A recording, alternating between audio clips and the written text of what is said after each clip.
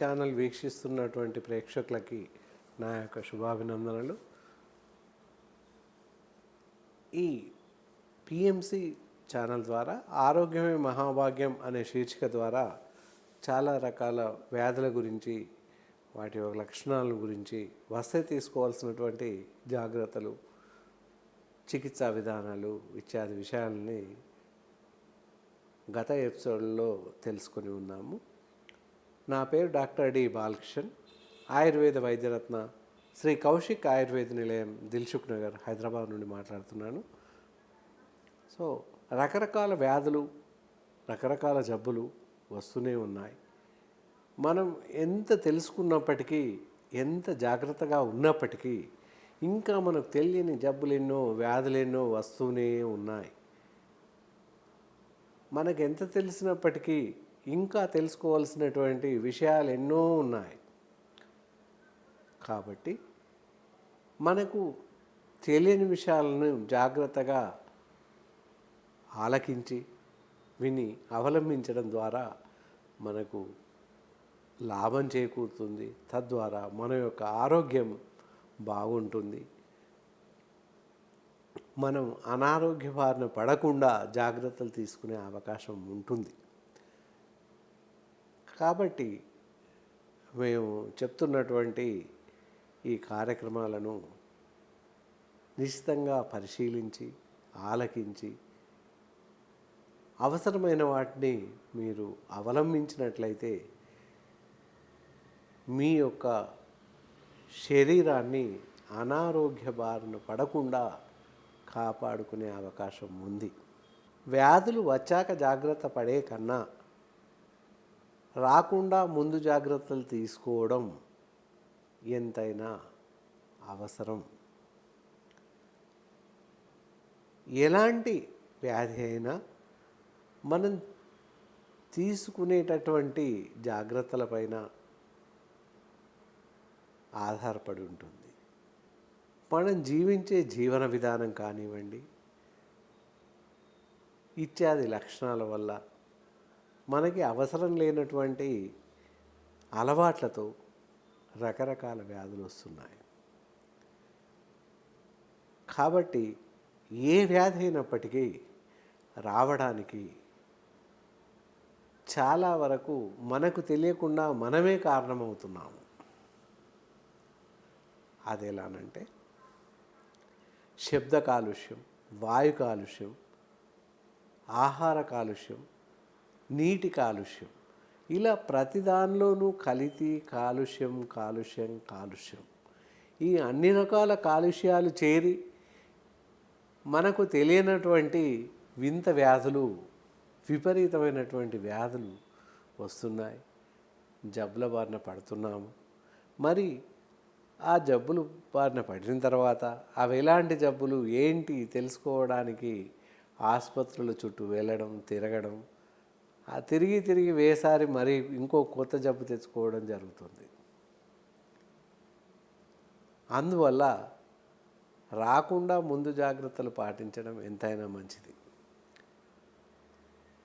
ఎలానంటే వాతావరణ పరిస్థితులకు అనుకూలంగా మనం జీవించడం చాలా మంచిది.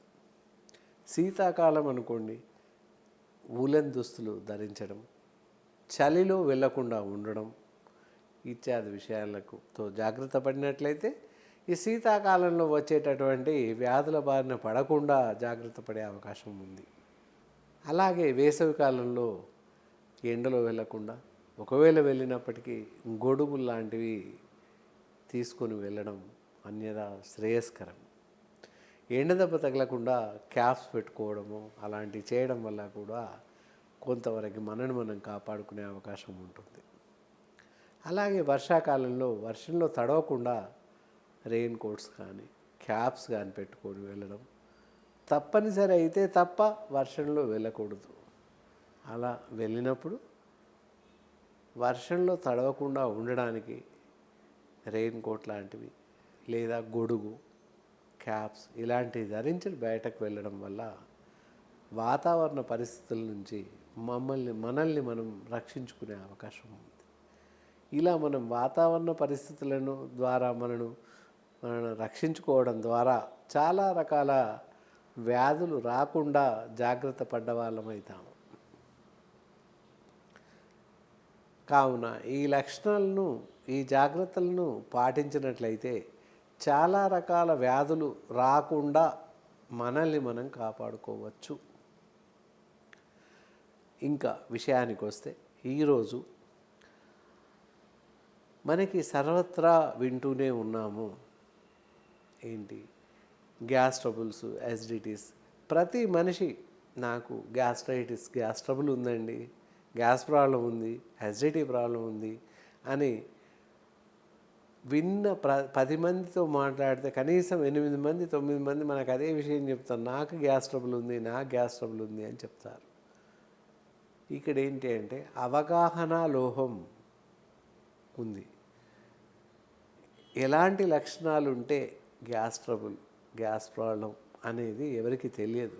ఎవరికి వారిగా అనుకోవడం, నాకు గ్యాస్ ట్రబుల్ ఉంది, యాసిడిటీ ఉంది అని చెప్పేసి అనుకోవడం, మందుల దుకాణాలకు వెళ్ళడం, మందులు తెచ్చుకోవడం, వేసుకోవడం, వాటి ద్వారా విపరీతమైనటువంటి ఇతరత్ర రియాక్షన్స్ వచ్చి ఇతర అనారోగ్యాలు కలిగే అవకాశాలు చాలా వరకు ఉన్నాయి. అసలు గ్యాస్ ప్రాబ్లం ఎలా వస్తుంది, దాని లక్షణాలు ఏంటి, ఎలా గుర్తించవచ్చు అనేది ముందు నేర్చుకుందాం. గ్యాస్ ట్రబుల్ అనగానే ఎలా ఉంటుంది అంటే కడుపు బాగా టైట్గా బిగదీసుకుపోయినట్టు ఉంటుంది, ఆయాసం బాగా వస్తుంది, దాన్ని గ్యాస్ ట్రబుల్ అంటాము. జనరల్గా అపాన వాయువులు వెలువడుతుంటాయి, అది సహజం. అలా అపాన వాయువులు వెలువడితే కూడా జనాలంతా నాకు గ్యాస్ ప్రాబ్లం ఉంది అని చెప్పేసి అనుకుంటారు. కానీ అది ఎంత మాత్రము సరికాదు. అపాన వాయువులు వెలువడడం అనేది సర్వత్రా శ్రేయస్కరం. అలా వెలువడాల్సిందే. వెలువడితేనే మనకి ఇంటెస్టైన్లో ఉన్నటువంటి, జీర్ణాశయంలో ఉన్నటువంటి విషవాయువులు బయటకు వెళ్ళిపోతాయి. తద్వారా మనం తీసుకున్న ఆహారం త్వరగా జీర్ణమయ్యే అవకాశం ఉంటుంది. ఆ జీర్ణ ప్రక్రియ జరుగుతున్న సమయంలో అపాన వాయువులు బయటకు వెళ్ళిపోతాయి. దానికి ఆందోళన పడాల్సిన అవసరం లేదు, ఏమాత్రం విచారించాల్సిన అవసరం లేదు. వాటిని అపాన వాయువులు వెలువడడానికి కూడా గ్యాస్ ప్రాబ్లం ఉందని చెప్పేసి అనుకుంటుంటారు జనాలు. కానీ కాదు. కడుపు చాలా టైట్గా పట్టేసినట్టుగా ఉంటుంది, కడుపు ఉబ్బరంగా ఉంటుంది, ఆయాసం ఉంటుంది, నీళ్ళు కూడా తాగలేని పరిస్థితుల్లో ఉంటాం. అలా ఉన్నప్పుడు దాన్ని గ్యాస్ ప్రాబ్లం అని చెప్పేసి అనుకోవాలి. అలా జరిగితేనే, అంతే తప్ప ఊరికేనే వాయువులు వెలువడుతుంటే నాకు గ్యాస్ ప్రాబ్లం ఉందని చెప్పేసి అలా అనుకొని మందులు వేసుకోవడం శ్రేయస్కరం కాదు. ఇలా ఉన్నప్పుడు మాత్రమే ఆలోచించి, అనుమానించి అప్పుడు వైద్యులను సంప్రదించాల్సిన అవసరం ఉంటుంది. ఇంకా యాసిడిటీస్ మాటకు వస్తే, యాసిడిటీ అంటే యాసిడ్స్ ఎక్కువగా వెలువడ్డ పరిస్థితుల్లో జరిగే ప్రక్రియనే యాసిడిటీ అంటాము. ఇది కూడా అందరూ నాకు యాసిడిటీ ఉంది, నాకు యాసిడిటీ అని చెప్పేసి అనుకుంటుంటారు. ఈ రెండు ఎందుకు చెప్తున్నామంటే ఒకదానికి ఒకటి ఇంటర్లింక్ ఉంటాయి, అందువల్ల చెప్తున్నాను. ఈ రెండు కూడా జీర్ణాశయానికి సంబంధించినటువంటి, జీర్ణ ప్రక్రియకు సంబంధించినటువంటి వ్యాధులు కనుక రెండు ఒకేసారి చెప్పాల్సి వస్తుంది. ఈ యాసిడిటీ అనేది ఎలా వస్తుంది అంటే కడుపులో మంట రావడం, భరించలేనంత మంట ఏర్పడుతుంది ఇంటెస్టైన్లో. డయాఫ్రామ్ నుంచి కిందికి పొత్తికడుపు ప్రాంతంలో, కడుపు ప్రాంతంలో మంట చాలా వస్తుంది. గొంతు నుండి మొదలుకొని కడుపు వరకు మొత్తం మంటగా ఉంటుంది. కొన్ని సందర్భాల్లో గొంతులోకి మనం తీసుకున్నటువంటి ఆహారం కానీ, నీళ్లు కానీ గొంతులోకి వచ్చే అవకాశం ఉంది. రిఫ్లెక్షన్స్ అంటారు వాటిని, ఎగదన్నడం చెప్పేసి మామూలుగా వాడుక భాషలో అంటాం. మనం తీసుకున్న ఆహారం కానీ, ఇతరత్ర పానీయాలు కానీ గొంతులోకి వచ్చే అవకాశం ఉంది. ఇలాంటి రిఫ్లెక్షన్స్ వచ్చినప్పుడు వీటిని, ఇలాంటి సందర్భాన్ని యాసిడిటీస్ అని చెప్పేసి అనుకుంటాం, అనాలి కూడా. మరి ఇలా వచ్చినప్పుడు దీన్ని యాసిడిటీస్ అంటాం. ఇంతకుముందు చెప్పినట్లుగా కడుపు ఉబ్బరం టైట్గా ఉండేదాన్ని గ్యాస్ ట్రబుల్స్ అని చెప్పేసి అనుకుంటాం. ఫస్ట్ గ్యాస్ ట్రబుల్స్కి ఎసిడిటీస్కి వీటికి మరి మనం ఎలాంటి జాగ్రత్తలు తీసుకుంటే వీటి బారిన పడకుండా ఉంటాం అనుకున్నట్లయితే, ఉదయం లేవగానే 1 నుండి 2 గ్లాసులు లేదా 3 గ్లాసులు మనం తాగగలిగినన్ని మంచినీరు తాగాలి. ఆ తర్వాత కాలకృత్యాలు తీర్చుకొని దంతావహనం గావించి స్నానం ఇత్యాదులు కావించేసి ఆ తర్వాత బ్రేక్ఫాస్ట్ చేయవచ్చు. బ్రేక్ఫాస్ట్ అయ్యాక గంటన్నర వరకు ఎలాంటి నీరు తాగాల్సిన అవసరం లేదు. గంట తర్వాత మళ్ళీ నీరు తాగడం ఆరంభించాలి. 1 నుంచి 2 గ్లాసులు 3 గ్లాసులు అప్ టు లంచ్ టైం వరకు అరగంట గంటకి ఓ గ్లాసు నీళ్ళు అలా తాగినట్లయితే చాలా మంచిది. మళ్ళీ మధ్యాహ్నం భోజనం చేసేటప్పుడు నీరు తాగాల్సిన అవసరం లేదు. ఒకవేళ మనం తింటున్నప్పుడు ఏదైనా అసందర్భంగా ఉన్నట్లయితే, సరిగా మింగలేని పరిస్థితి ఏర్పడితే తప్ప నీళ్లు తాగాల్సిన అవసరం లేదు. భోజనం ముగించాక గంట తర్వాత మళ్ళీ మెల్లిమెల్లిగా నీళ్లు తాగవచ్చును. సాయంత్రం 4 గంటల వరకు 1 నుంచి 2 గ్లాసులు 3 గ్లాసులు అర గ్లాసు ఆ విధంగా కొన్ని తాగినట్లయితే చాలా మంచిది. మనం తీసుకున్న ఆహారం మంచిగా జీర్ణమవుతుంది, ఆకలి బాగా వేస్తుంది, ఈ యాసిడిటీస్ రావడం గ్యాస్ట్రైటిస్ రావడం తగ్గుతుంది. మళ్ళీ సాయంత్రం 4 o'clockకి స్నాక్స్ కానీ టీ కాఫీ తీసుకోవచ్చు. ఆ తర్వాత మళ్ళీ సాయంత్రం డిన్నర్ టైం వరకు అంటే 8:30 9 వరకు 2-3 గ్లాసుల నీరు తాగవచ్చు.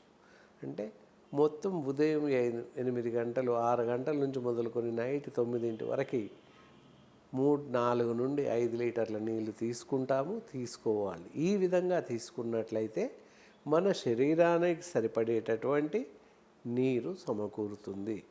ఇలా సరిపడే నీరు తీసుకున్న పరిస్థితుల్లో మనం తీసుకున్న ఆహారం సమయానుకూలంగా జీర్ణమవుతుంది, వ్యర్థ పదార్థాలు బయటకు వెళ్ళిపోతాయి సరైన సమయంలో. దీనివల్ల అసందర్భంగా ఏర్పడేటటువంటి గ్యాస్ ట్రబుల్స్ ఏర్పడవు, ఎలాంటి ప్రమాదము లేదు. యాసిడిటీస్ కూడా ఏర్పడకుండా ఉండే అవకాశం ఉంది. ఎందుకంటే ఇంటెస్టైన్లో జీర్ణాశయంలో ఎక్కువగా తయారయ్యేటటువంటి యాసిడ్స్ మన తీసుకున్న ఆహారాన్ని జీర్ణం చేసేటటువంటి జీర్ణ రసాలు వాటికి సరిపడేంత పని ఎప్పుడూ ఉంటుంది కనుక రిఫ్లెక్షన్స్ రాకుండా ఉంటాయి. యాసిడిటీ ఏర్పడే అవకాశం చాలా తక్కువ. తర్వాత వేళకి నిద్రించడం, వేళకి మేల్కోవడం కూడా చేయాలి. చివరిలో 9 గంటలు లేదా 10 గంటలకి తప్పకుండా నిద్రించాల్సిన పరిస్థితి ఉంది. భోజనం చేస్తున్న పరిస్థితుల్లో ఎప్పుడైనా కానివ్వండి, మామూలుగా భోజనం మాత్రమే చేయాలి. టీవీ చూస్తూ లేదా ఫోన్లు వింటూ ఫోన్లు మాట్లాడుతూ భోజనం చేయడం లేదా బ్రేక్ఫాస్ట్ చేయడం అస్సలే చేయకూడదు. దీనివల్ల సర్వత్రా చాలా నష్టదాయకం కనుక టీవీ వీక్షిస్తూ భోజనం చేయకూడదు. ఇంకా ఎలాంటి ఆహార పదార్థాలు తీసుకోకూడదు అన్నట్లయితే, ఈ ఎక్కువగా కారంగా ఉండేటటువంటి మసాలా పదార్థాలు, ఉప్పు కారం తగ్గించి ఆహార పదార్థాలను తీసుకోవచ్చు. కారాలు పులుపు ఎక్కువగా ఉన్నటువంటి ఆహార పదార్థాలను మానివేయాలి. మరియు junk foods, cakes, burgers, pizzas, deep fries ఇలాంటివి తినకూడదు. శీతల పానీయాలు ఇత్యాదివి మానివేయాలి.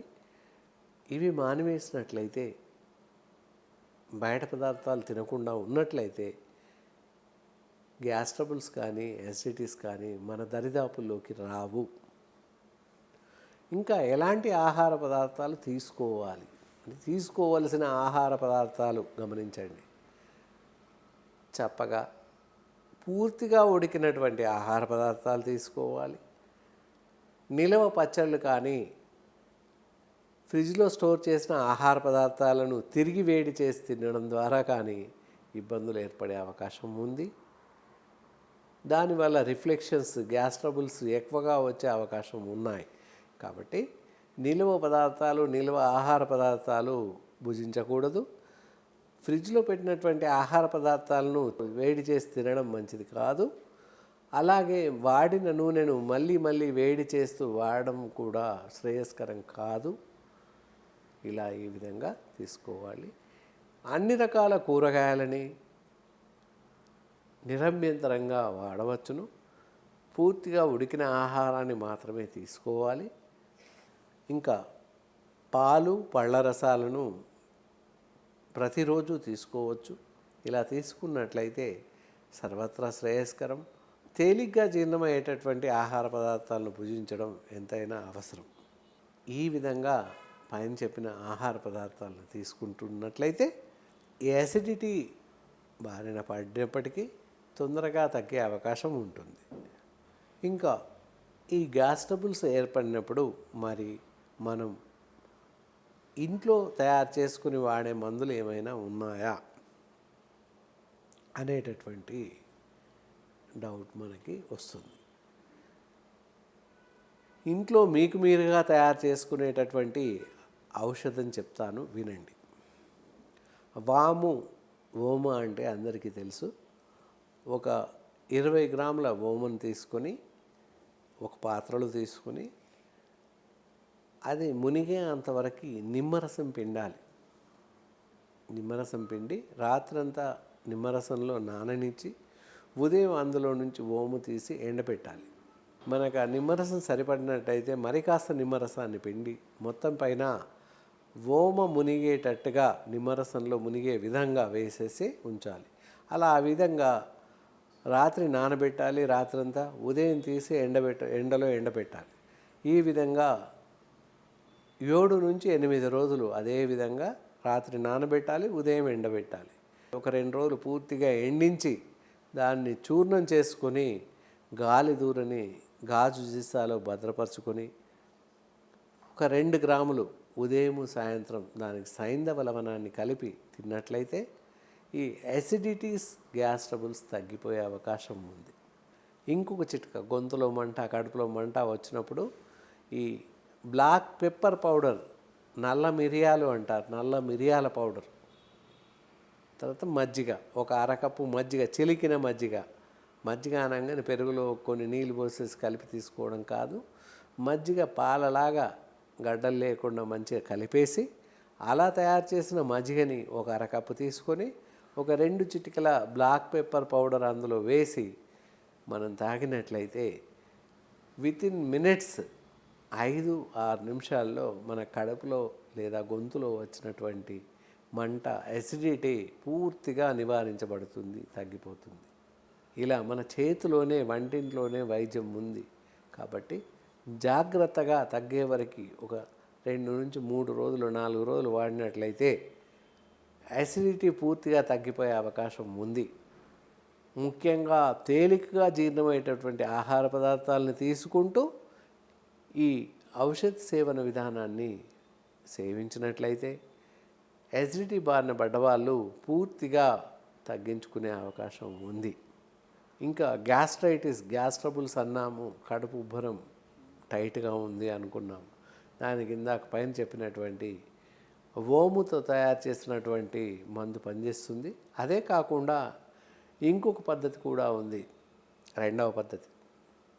అదేంటంటే పెసరపప్పు అందరికీ తెలుసు. పెసరపప్పును బాగా ఉడికించేసి, అంటే పలసగా చేసేసి, సెమీ లిక్విడ్ లాగా చేసేసి అందులో కాస్త టేబుల్ సాల్ట్ వేసి లేదా శర్కర వేసి 1 కప్పు ఉదయం సాయంత్రం పెసరపప్పు పానీయం, పెసర పానీయం అంటారు, అలా తాగినట్లయితే కడుపులో ఉన్నటువంటి గ్యాస్ ట్రబుల్ తగ్గిపోతుంది, కడుపు ఉబ్బరము తగ్గిపోతుంది. తప్పకుండా ఇలా ఒక 4 రోజులు, 5 రోజులు పాటించినట్లయితే పూర్తిగా మీకున్నటువంటి గ్యాస్ట్రైటిస్, గ్యాస్ ప్రాబ్లం పూర్తిగా తగ్గిపోయే అవకాశం ఉంది. ఇలా ఈ విధంగా అసిడిటీ బారిన పడ్డవాళ్ళు అండ్ గ్యాస్ ట్రబుల్స్ బారిన పడ్డవాళ్ళు పూర్తిగా వారికి అనుకూలంగా ఉన్నటువంటి వైద్య చికిత్సా విధానాలను పాటించినట్లయితే మిమ్మల్ని మీరు పూర్తిగా వ్యాధి బారి నుంచి బయటపడే అవకాశం ఉంది. ఇలా పూర్తి స్థాయిలో ఆహార నియమాలను పాటిస్తూ మందులను వాడినట్లయితే పూర్తిగా తగ్గించే అవకాశం ఉంది. ఇలా ఈ యాసిడిటీస్ కానీ గ్యాస్ ట్రబుల్స్ బారిన పడ్డవాళ్ళు తప్పకుండా పైన తెలిపినటువంటి ఔషధ సేవన విధానాన్ని పాటిస్తూ మిమ్మల్ని మీరు కాపాడుకుంటారని ఆశిస్తున్నాను. క్రమం తప్పకుండా వేళకు భోజనం చేయడం, వేళకు నిద్రించడం తప్పనిసరి చేయాలి. ఇందులో డాక్టర్ యొక్క సలహా లేకుండా మందులు వాడడం శ్రేయస్కరం కాదు. ఇంట్లో చెప్పినటువంటి వైద్య చికిత్సలను పాటించి పూర్తిగా తగ్గించుకోవచ్చు. అలా కాని పరిస్థితుల్లో మీకు మందులు అందుబాటులో లేనట్లయితే లేదా చేసుకోవడానికి సమయం చిక్కని పరిస్థితుల్లో ఆయుర్వేద వైద్యులను సంప్రదించినట్లయితే మీకు సరిపడేటటువంటి వైద్య చికిత్సలను పూర్తి స్థాయిలో అందించే అవకాశం ఉంది. పూర్తి వైద్య విధానం మీకు అందుబాటులో ఉంటుంది. కాబట్టి మా డాక్టర్ సలహాల మేరకి వైద్య చికిత్సలు పొందడం ఎంతైనా అవసరం. అంతేకాని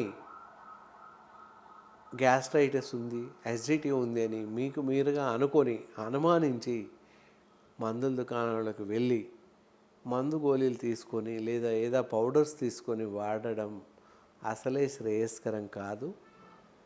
పూర్తిగా నిషిద్ధం. మందుల షాపులో తీసుకొని వాడడం అసలే మంచిది కాదు, చాలా ప్రమాదకరం కూడా.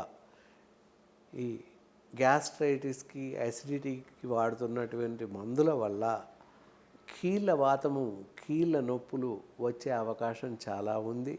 అదే కాకుండా ఇతరత్ర అనారోగ్య లక్షణాలు కలిగే అవకాశాలు ఉన్నాయి. కావున మీకు మీరుగా మందుల దుకాణంలో ఏ పరిస్థితుల్లో మందులు కొని వాడకూడదు. అలా కాకున్నట్లయితే మీకు మీరుగా స్టాప్ అండ్ స్టార్ట్ లాగా అప్పుడే కడుపులో మంట వచ్చిందని మందుల దుకాణంకి వెళ్ళి గోళీలు వేసుకోవడం, తగ్గింది అని మళ్ళీ ఊరుకోవడం, మళ్ళీ వేసుకోవడం, ఇలా చేయడం వల్ల ఆన్ అండ్ ఆఫ్ లాగా వస్తువు రావడం, వస్తువు తగ్గడం అనేది ఒక హ్యాబిట్ లాగా తయారవుతుంది. వ్యాధికి హ్యాబిట్ లాగా తయారవుతుంది. ఏ పరిస్థితుల్లోనూ మీకు మీరుగా మెడికల్ షాప్స్కి వెళ్ళి మందులను తీసుకొని వాడడం శ్రేయస్కరం కాదు. కావున తప్పనిసరిగా వైద్యులను సంప్రదించి వారి సూచనల మేరకి వైద్య చికిత్సలను తీసుకుని సరిపడేటటువంటి ఔషధాలను వాడడం, వారు చెప్పిన ఆహార నియమాలను పాటిస్తూ పూర్తిగా యాసిడిటీ బారి నుంచి, గ్యాస్ ట్రబుల్ బారి నుండి మిమ్మల్ని మీరు కాపాడుకుంటారని ఆశిస్తూ ముగిస్తున్నాను. సెలవు.